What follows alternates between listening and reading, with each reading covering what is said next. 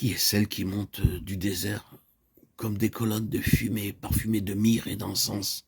Cantique des Cantiques 3:6. À l'issue de la période de repos commandée par le bien-aimé, les filles de Jérusalem voient la fiancée remonter du désert et elles glorifient Dieu à son sujet. Elles l'avaient vue désespérée, errant dans la nuit, brisée de douleur. Aussi, quand elles l'aperçoivent à nouveau, leur premier mouvement est celui de l'étonnement. Qui est-ce? Mais c'est elle. Elle est transfigurée et les jours de son deuil ont pris fin. Elle est comme enveloppée de la gloire du Seigneur par des colonnes de fumée. Expression employée par Joël lorsqu'il annonce que Dieu enverra son esprit avec puissance sur ses serviteurs et ses servantes au jour de la Pentecôte. Joël 2, 28, 29, 30. Devant Israël, Dieu manifeste sa présence dans la colonne de nuée, Exode 13, 22.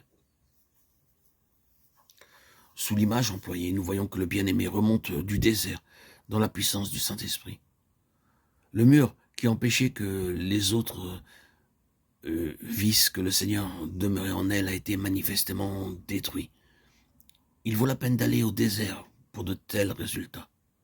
Il vaut la peine de souffrir de l'abandon apparent du bien-aimé pour revenir ensuite parfumé de myrrhe, le parfum de ceux qui vivent avec le Seigneur, duquel il est écrit « Il a plu à l'Éternel de le frapper.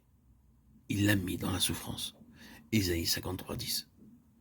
L'âme a été fondue au creuset de l'affliction. Elle n'est plus inflexible, incapable de se plier, mais compréhensive et brisée par son amour.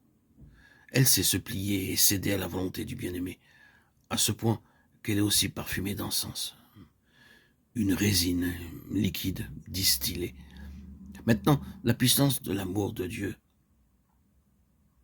la puissance de fusion de l'amour de Dieu peut se manifester par elle. Et d'autres seront amenés et brisés aux pieds du Seigneur par son moyen.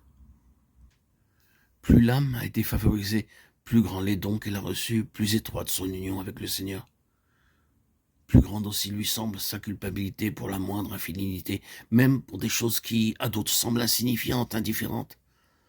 L'acte qui, chez l'indifférent, semble insignifiant, paraît un crime pour le serviteur fidèle. Le Seigneur est miséricordieux, et il sait tout cela.